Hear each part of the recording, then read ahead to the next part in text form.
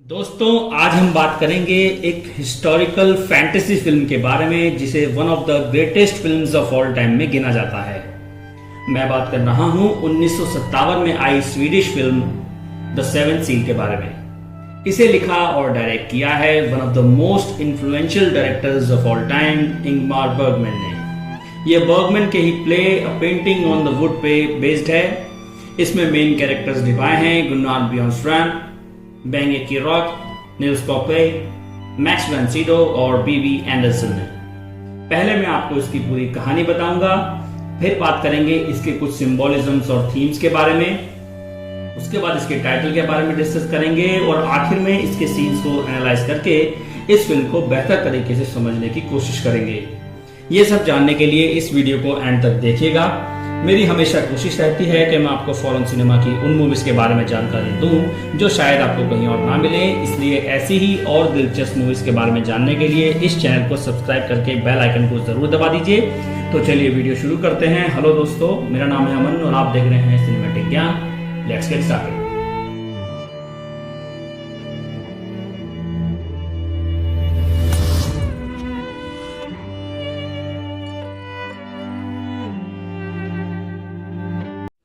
दोस्तों, फिल्म शुरू होती है एक निराश हो चुके नाइट यानी योद्धा एंटोनियस ब्लॉक और उसके स्क्वायर यॉन्स के साथ। वो दोनों ही एक पथरीले किनारे पर जिंदगी और मौत से जूझ रहे हैं। वो दोनों हाल ही में क्रूसेड्स यानी धर्म युद्ध से लौटे हैं और जब वो वापस स्वीडन लौटे हैं तो स्वीडन को जानलेवा ब्यूबोनिक प्लेग ने घेरा हुआ है।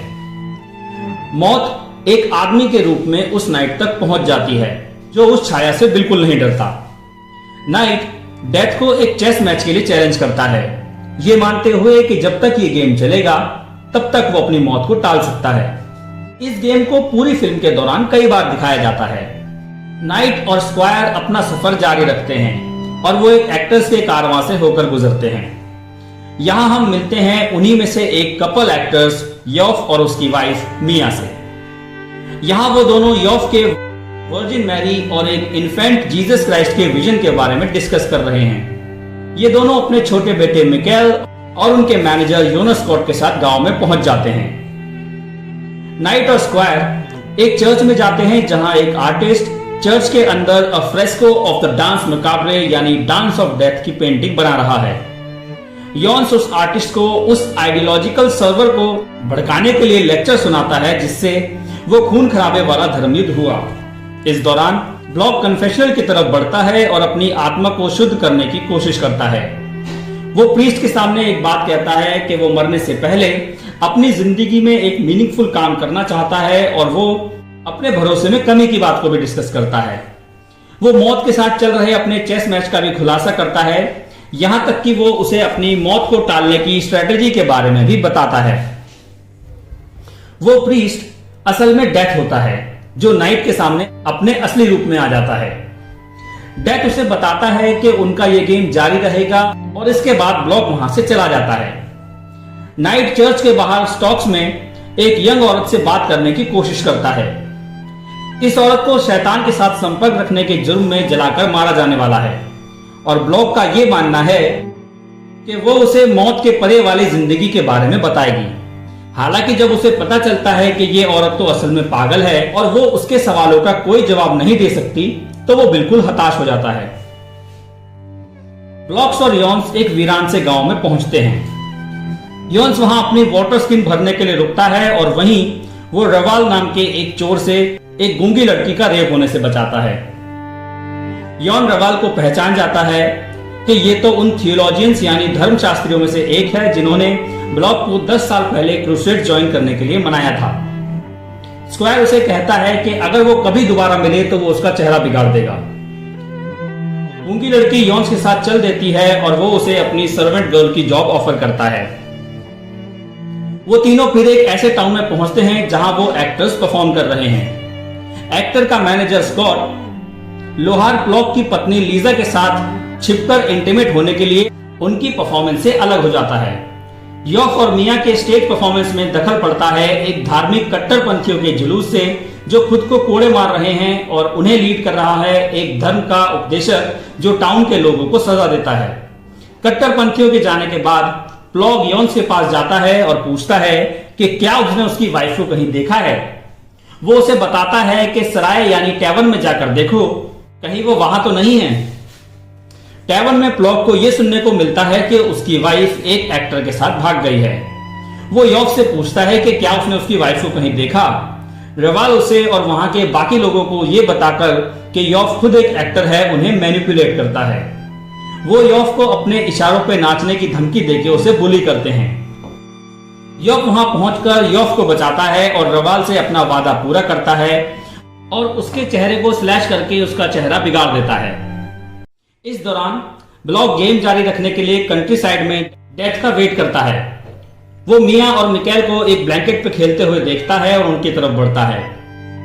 यॉफ भी लौट आता है और मिया सबके लिए दूध और व्हाइट स्ट्रॉबेरीज का मील तैयार करती है। जल्द ही यॉन्स भी गूंगी लड़की के साथ उन्हें ज्वाइन कर लेता है। ब्लॉक ग्रुप के साथ एक खुशी का पल शेयर करता है और कहता है कि उन सबके साथ ये मील उसके लिए एक बेशकीमती याद रहेगी। ब्लॉक एक्टर्स को प्लेग से बचने के लिए अपने कासल में ठहरने के लिए इनवाइट करता है और वो ये इनविटेशन एक्सेप्ट कर लेते हैं। फिर ब्लॉक वहां से चला जाता है और डेथ के साथ अपना गेम जारी रखता है। डेथ ये बताता है कि कासल तक के सफर में शायद वो ब्लॉक के अलावा भी कई लोगों को अपना शिकार बनाएगा। यॉफ के साथ सुलह करने के बाद अगले दिन प्लॉग भी ग्रुप ज्वाइन कर लेता है। कासल जाने के रास्ते में ही उन्हें जंगल में स्कॉट और लीसा मिलते हैं। लीसा प्लॉग के पास वापस आ जाती है, जबकि स्कॉट अपनी ही मौत का झूठा नाटक करता है प्लॉग के हाथों मरने से बचने के लिए। जैसे ही ग्रुप आगे बढ़ता है, स्कॉट रात गुजारने के लिए एक पेड़ पर चढ़ जाता है, पर डेथ उसके लिए वहां पहुंच जाता है और वो पेड़ काट देता है। रोड साइड के साथ ही ग्रुप चर्च के बाहर ही उसी यंग औरत की एग्जीक्यूशन पार्टी में पहुंच जाते हैं। ब्लॉक फिर से उससे डेविल के बारे में बात करने की कोशिश करता है। वो उससे सेटन को बुलाने के लिए कहता है ताकि वो उससे भगवान के अस्तित्व के बारे में सवाल कर सके। वो दावा करती है कि उसने ऐसा कर दिया है, पर ब्लॉक सिर्फ उसका डर देखता है। उस पर तरस खा के ब्लॉक उसे चिता पर लिटाए जाने से ठीक पहले उसका दर्द कम करने के लिए कुछ जड़ी बूटियां दे देता है। उसी रात ग्रुप का सामना रवाल से होता है और वो भी प्लेग से नहीं बच पाया है। वो उनसे दर्द से थोड़ी निजात के लिए पानी की भीख मांगता है। गूंगी लड़की उसे पानी देने के लिए भागती है, पर यॉन्स उससे रोक देता है। रवाल उनके कैंप के बाहर ही अकेला दम तोड़ देता है।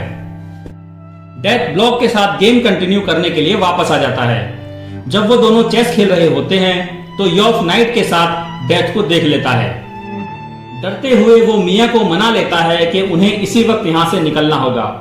ब्लॉक को खबर है कि वो लोग वहां से जा रहे हैं और वो डेथ का ध्यान भटकाने की खातिर गेम खेलना जारी रखता है। डेथ गेम जीत जाता है और ब्लॉक से कहता है कि जब वो अगली बार मिलेंगे तो वो दिन नाइट और जो भी उसके साथ होगा उसका आखिरी दिन होगा। डेथ उससे पूछता है कि क्या उसने वो मीनिंगफुल काम कर लिया है जिसकी इच्छा उसने जाहिर की थी, और नाइट पूरी निष्ठा के साथ कहता है कि हाँ, वो ये काम कर चुका है। जंगल के रोड पर यॉफ और मिया एक भयानक तूफान से जूझते हैं, इस डर में कि डेथ उनका पीछा कर रहा है। जब तूफान और भी ज्यादा बढ़ने लगता है तब वो रात तक के लिए ठहर जाते हैं और अपने ढके हुए वैगन में पनाह लेते हैं। अगले दिन ब्लॉक ग्रुप के बाकी लोगों को कासल में ले आता है, जहां उसे उसकी वाइफ कैरिन इंतजार करती हुई मिलती है। कैरिन उनके लिए खाना बनाती है, पर खाने के दौरान दरवाजे पर जोर से खटखटाने की आवाज सुनाई देती है। डेथ उनके आखिरी डिनर में खलल पैदा कर देता है। हर कोई खुद को वहां इंट्रोड्यूस करता है सिवाय ब्लॉक के, जो बैकग्राउंड में प्रार्थना करना शुरू कर देता है। गूंगी लड़की भी डेथ को ग्रीट करती है और हम पहली बार उसे कुछ बोलते हुए सुनते हैं। वो कहती है, इट इज फिनिश्ड।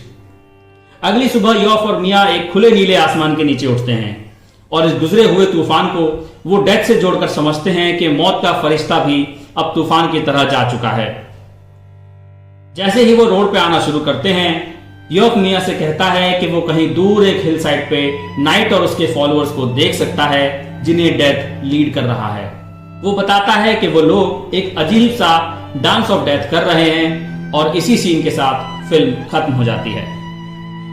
तो दोस्तों, अब हम सबसे पहले बात करेंगे इस फिल्म के टाइटल के बारे में, द सेवेंथ सील।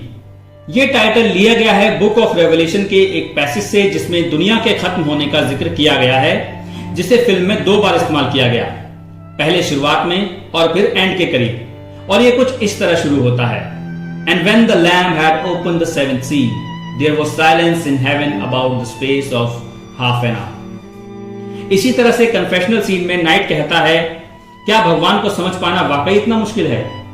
आधे अधूरे वादों और अनदेखे चमत्कारों में वो खुद को क्यों छुपाए रखता है? हम में से उन लोगों के साथ क्या होने वाला है जो उस पर विश्वास तो करना चाहते हैं पर नहीं कर पा रहे हैं? डेथ यहां कन्फेशनल प्रीस्ट के रूप में खड़ा होता है और वो इस बात का जवाब नहीं देता। इसी तरह बाद में जब वो यॉफ और मिया के साथ स्ट्रॉबेरी खाता है तब वो कहता है, विश्वास एक पीड़ा है, क्या तुम ये जानते हो? ये किसी ऐसे इंसान को प्यार करने जैसा है जो कहीं अंधकार में खड़ा है, पर आप उसे कितना भी तेज पुकार लो वो कभी सामने नहीं आता। The silence of God in the face of evil, यानी बुराई के सामने भगवान की चुप्पी का या विश्वास करने वालों के तर्क का कॉन्सेप्ट शायद बर्गमैन के फादर एरिक बर्गमैन के द पनिशमेंट ऑफ साइलेंस से इन्फ्लुएंस्ड है, क्योंकि वो एक बहुत ही स्ट्रिक्ट फादर थे। वो स्ट्रेट लुथेरन चर्च में पादरी भी थे। बर्गमैन के play a painting on would में डांस ऑफ डेथ में जो डेथ है उसे असल में कोई एक्टर रिप्रेजेंट नहीं करता बल्कि साइलेंस करता है। Mayor nothingness, mayor absence, terrifying, the void. Burgman अपनी इस फिल्म की जर्नी की थीम को ह्यूमैनिटी के सबसे बड़े इशू को एनालाइज करने के लिए इस्तेमाल करते हैं, जो है मौत। इस बात को हम इसके सीन्स के जरिए समझेंगे। पहले बात करेंगे इस फिल्म के सबसे ज्यादा सिग्निफिकेंट सीन के बारे में, जो है डेथ के साथ चेस वाला सीन। ब्लॉक ये गेम स्टार्ट करता है ये परखने के लिए कि वो किस हद तक मौत को रोक सकता है, और अगर वो उसे चेकमेट करने में कामयाब हो जाता है तो क्या डेथ उसकी जान बख्श देगा। डेथ के साथ ये गेम जिंदगी के खत्म होने की अवेयरनेस का एक मेटाफोर है। तो ये बैलेंस और डाउट्स का मिश्रण है।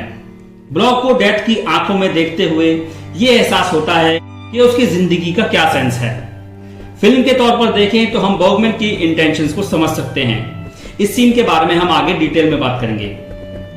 यहां एक सीन और बहुत ही ज्यादा अहम है और वो है कन्फेशन वाला सीन। यह सीन भी बहुत इंपॉर्टेंट है। ब्लॉक प्रीस्ट के सामने कन्फेस करता है और उसे ये पता ही नहीं होता कि वो कोई और नहीं बल्कि खुद डेथ है। पर यह कन्फेशन कोई आम कन्फेशन नहीं है। इनफैक्ट यहां कन्फेशनल प्रीस्ट कन्फेस करने वाले से सवाल नहीं करता, बल्कि कन्फेस करने वाला खुद प्रीस्ट से सवाल करता है। वो पूछता है, it is so hard to conceive God with one senses, why must he hide in a midst of vague promises and invisible miracles? How are we to believe the believers when we don't believe ourselves? What will become of us who want to believe but cannot? And what of those who neither will nor can believe? Why can I not kill the God within me? Why does he go on living in a painful, humiliating way? I want to tear him out of my heart, but he remains a mocking reality which I cannot get rid of. Do you hear me? Block एक modern विश्वास करने वाला आदमी है जो medieval आदमियों के विपरीत दुनिया की उत्पत्ति और इसके चलने को समझने वाले लॉजिकल सिस्टम पर आंख बंद करके विश्वास नहीं करता। पर वो मौत के बाद कुछ होने की रियल एग्जिस्टेंस पर अब भी डाउटफुल है, और इसी डाउट में वो एक ऐसी चीज को तलाश रहा है जिसका मिलना बदकिस्मती से नामुमकिन है। यहां एक और बड़ी डिटेल हम नोटिस कर सकते हैं कि कन्फेशनल ग्रिड ब्लॉक और डेथ को अलग रखती है, जिससे जिंदगी उस आत्मा का पिंजरा होने का मेटाफोर बन जाती है जो खुद को एक संपूर्णता यानी एब्सोल्यूट की तरफ आजाद करने की कोशिश में लगी हुई है। दोस्तों, अब हम आर्ट में डेथ के सिंबल्स के जरिए इस फिल्म को बेहतर तरीके से समझने की कोशिश करते हैं। तो इस फिल्म का मतलब आखिर है क्या? इंगमार बर्गमैन की इस फिल्म का प्रॉपर एनालिसिस अगर हम देखें तो ये मिडल एजेस के इतिहास, ब्यूबोनिक प्लेग और यहाँ यूज किए गए बिब्लिकल रेफरेंसेस से काफी परे है। यहाँ डायरेक्टर और राइटर बर्गमैन ने आर्ट हिस्ट्री के काफी सारे रेफरेंसेस यूज किए हैं। यहाँ उन्होंने इसे सिंबल्स और डेथ की तरह इस्तेमाल किया है, जो कि ब्लैक डेथ पीरियड के दौरान मेडिवल आर्ट में काफी पॉपुलर थी। यहाँ डेथ सिंबोलिज्म्स और मेमेंटो मोरी, जिसका लैटिन में मतलब है don't forget you have to die, बहुत ही ज्यादा इंपॉर्टेंट है। पर ऐसा आखिर क्यों है? फिल्म की कहानी स्वीडन में दिखाई गई है, वो भी ब्लैक डेथ यानी ब्यूबोनिक प्लेग के दौर में, जो कि एक बहुत ही बड़ी छूत की बीमारी है जिसने यूरोप की लगभग 1/3 आबादी को खत्म कर दिया था।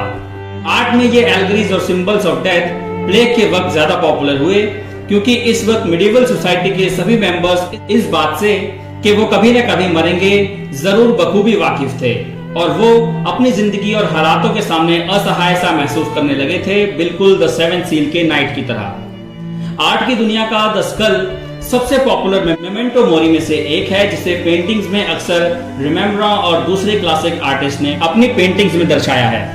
बर्गमैन ने मेमेंटो मोरी को चर्च वाले सीन के जरिए सबसे क्लियरली दिखाया है, जहां एक पेंटर डांस ऑफ डेथ की पेंटिंग बना रहा है। जब उससे इन अजीब सब्जेक्ट पर पेंटिंग बनाने के इंटरेस्ट के बारे में पूछा जाता है तो वो कहता है कि उसकी आर्ट डेथ के बारे में होती है, टू मेक पीपल थिंक, और वो कहता है कि एक स्कल एक नेकेड औरत से ज्यादा दिलचस्प है। तो दोस्तों, इसी के साथ वापस आते हैं उस आइकॉनिक चेस वाले सीन पर और इसे आर्ट के जरिए समझने की कोशिश करते हैं। जैसा कि हम जानते हैं कि डेथ एक बिल्कुल सफेद पेल सा दिखने वाला आदमी है, जिसे अक्सर हाथ में साइट लिए हुए और एक टिपिकल काला रोब पहने हुए दिखाया जाता है। इस कैरेक्टर को द ग्रिम रीपर के नाम से भी जाना जाता है और आर्ट में इसका इस्तेमाल सदियों से होता आया है। पर इसकी सबसे पहली अपीयरेंस में से एक है एल्बर्टस पिक्टर की 15th सेंचुरी मिडिवल पेंटिंग में, जहां डेथ को चेस खेलते हुए दिखाया गया है। एक स्वीडिश डायरेक्टर होने के नाते ऐसा हो सकता है कि यहाँ बर्गमैन ने पिक्टर की पेंटिंग से रेफरेंस लिया हो और यहाँ तक कि कैथोलिक चर्च में पेंटिंग बनाने वाले सीन को पिक्टर को ट्रिब्यूट देने के लिए रखा गया हो। लेकिन इस सीन को हम किस तरह से इंटरप्रेट कर सकते हैं? आर्ट में डेथ के चेस खेलने का आखिर मतलब क्या है? चेस का मतलब होता है अपने ओपोनेंट को अपनी चालाकी से मात देना।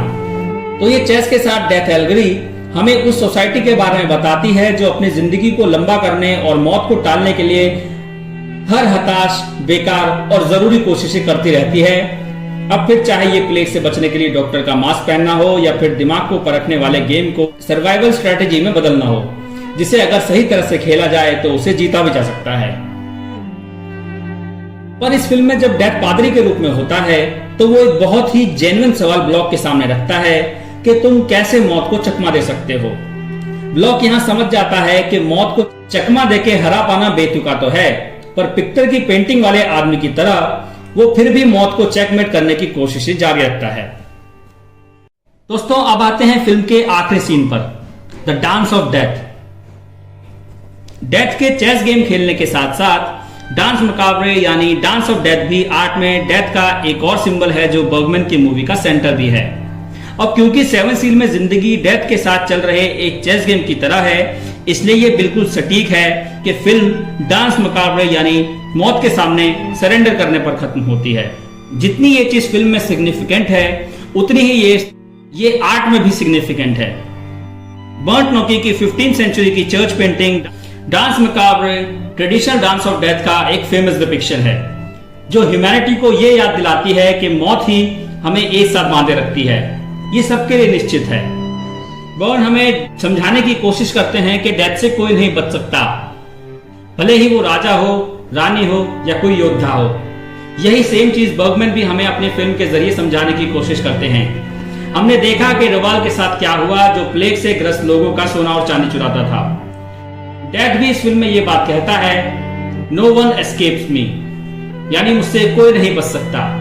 लास्ट सीन में बर्गमैन ने इसी पेंटिंग को एक सिनेमैटिक रूप देने की कोशिश की है, जहां सभी कैरेक्टर्स एक साथ आके एक सैड डांस करते हैं और डेथ उन्हें हाथ में आर ग्लास लेके लीड कर रहा है।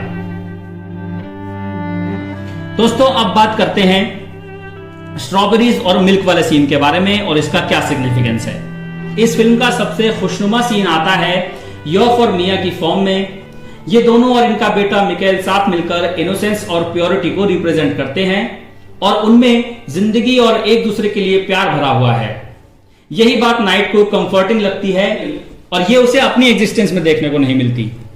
उनके साथ गुजारा हुआ वक्त ब्लॉक को अपने भगवान और विश्वास वाले सवालों से कुछ देर के लिए राहत दे देता है, जो आमतौर पर उसके दिमाग पर हावी रहते हैं, और उनके इसी शांत स्वभाव की वजह से उनका अच्छा बॉन्ड बन जाता है। इस सीन में यॉफ और मिया नाइट को स्ट्रॉबेरीज और दूध के रूप में सब्सटेंस प्रोवाइड करते हैं। यॉफ फ्लूट बजाता है और मिया नाइट से उनकी जिंदगी के बारे में बातें करती है। नाइट के अलावा सिर्फ यॉफ ऐसा कैरेक्टर है जिसने डेथ को चेस खेलते हुए देखा। उसे फिल्म की शुरुआत में वर्जिन मैरी के विजन्स भी दिखाई दिए थे। तो इन धार्मिक चीजों के साथ एक एंजल जैसी वाइफ और एक छोटा प्यारा बच्चा, ये एक होली फैमिली की रिप्रेजेंटेशन है। और नाइट इसी होली फैमिली के बाउल से दूध पी रहा है। ये बिल्कुल उस क्रिश्चियन सेरेमनी की तरह है जिसमें क्राइस्ट के लास्ट सफर को कमेमोरेट किया जाता है। ये फिल्म के कुछ आशावादी सीन्स में से एक है, पर यहां खास बात यह है कि नाइट को यह ऑप्टिमिज्म इसलिए नहीं मिला क्योंकि उसे अपने विश्वास और भगवान वाले सवालों का जवाब मिल गया हो, बल्कि इसलिए मिला क्योंकि यहां उसे ऐसे पल मिले जहां उसके दिमाग से ये सब चीजें गायब हो गई और इनके बदले वहां प्यार और आजादी की सिंप्लिसिटीज ने ले ली। अपने कन्फेशन में नाइट एक सवाल उठाता है कि वो क्यों भगवान को अपनी जिंदगी से नहीं निकाल पा रहा। यॉफ और मिया के साथ गुजारे पलों में वो बिल्कुल ऐसा ही करता है और उसे टेम्परेरली जिंदगी में थोड़ी शांति मिलती है। ये सीन हमें एक बात सिखाता है कि जिंदगी की खूबसूरती अपनी एग्जिस्टेंस को समझने या भगवान से डरने या प्यार करने में नहीं है, बल्कि डर के ना जीने में और दूसरे इंसानों से प्यार करने में है। तो जब ये फिल्म एंड हो जाती है, हम कुल मिला के ये कह सकते हैं कि ये एंटोनियस ब्लॉक की भगवान को ढूंढने की कोशिश के बारे में है। और यहाँ भगवान से मिलने का एक ही रास्ता नजर आता है और वो है मौत, जिससे आप आफ्टर लाइफ में जाके जान सकते हैं कि गॉड असल में होता भी है या नहीं। यहाँ एक सीन है जिसमें ब्लॉक डेथ से भगवान के राज खोलने के लिए कहता है, जिसपे डेथ जवाब देता है आई एम अननोइंग। तो यह हो सकता है कि भले ही वो मौत से डरता है, पर फिर भी उसे मौत में थोड़ी दिलचस्पी है और वो उसके जरिए अपने सवालों के जवाब ढूंढने की कोशिश भी करता है। क्योंकि जैसा मैंने कहा, भगवान है या नहीं ये मौत के बाद ही जाना जा सकता है, पर मौत से डरना स्वाभाविक चीज है। यॉफ और मिया को मौत से बचाना उसका आखिरी अच्छा काम है। ये एहसास होने के बाद कि खुशियां असल में छोटी छोटी चीजों में छिपी हैं। जैसा कि उसने कहा था, मैं शांति से भरा हुआ ये वक्त याद रखूंगा। स्ट्रॉबेरीज, दूध का ये बोल, ढलती शाम में तुम्हारा ये चेहरा, सोया हुआ मिकेल, अपनी ल्यूट के साथ यॉफ, मैं अपने शब्द याद रखूंगा और अपने हाथों के बीच में ये यादें इसी तरह से संभाल कर रखूंगा जैसे मैंने ताजा दूध का ये बोल संभाला हुआ है। ये चीज उस कॉन्सेप्ट ऑफ हैप्पीनेस पर बिल्कुल फिट है जो यहाँ ब्लॉक के अलावा बाकी किरदार शेयर करते हैं। हालांकि वो समझ गया है कि उसे बेकार की चिंता नहीं करनी चाहिए, पर शायद हम जितना सोच रहे हैं ये उसके लिए इतना भी आसान नहीं है। तो दोस्तों, आखिर में मैं यही कहना चाहूंगा, बर्गमैन हमें बताना चाहते हैं कि मौत से कोई नहीं बच सकता। एक ना एक दिन सभी को मौत आनी है। आप कुछ भी करके इससे भाग नहीं सकते। हाँ, आप एक काम जरूर कर सकते हैं, नाइट की ही तरह बाकी लोगों के लिए छोटे छोटे अच्छे काम करके आप अपनी जिंदगी में कुछ वक्त के लिए ही सही पर सुकून जरूर ला सकते हैं। और शायद यही चीज जिंदगी में सबसे ज्यादा जरूरी भी है, सुकून है या नहीं? जरा सोचिए। तो दोस्तों, ये था द सेवेंथ सील का एक्सप्लेनेशन। आई होप आपको अब ये मूवी ज्यादा बेहतर तरीके से समझ में आ गई होगी और मैं उम्मीद करता हूं कि आपको वीडियो अच्छी लगी होगी। अगर अच्छी लगी है तो इसको लाइक कीजिए। अगर आपके कुछ सवाल या ओपिनियंस है तो उन्हें कमेंट सेक्शन में शेयर कीजिए। इस वीडियो को शेयर कीजिए। मैं मिलता हूं आपसे अगले वीडियो में। Thanks for watching. Bye bye.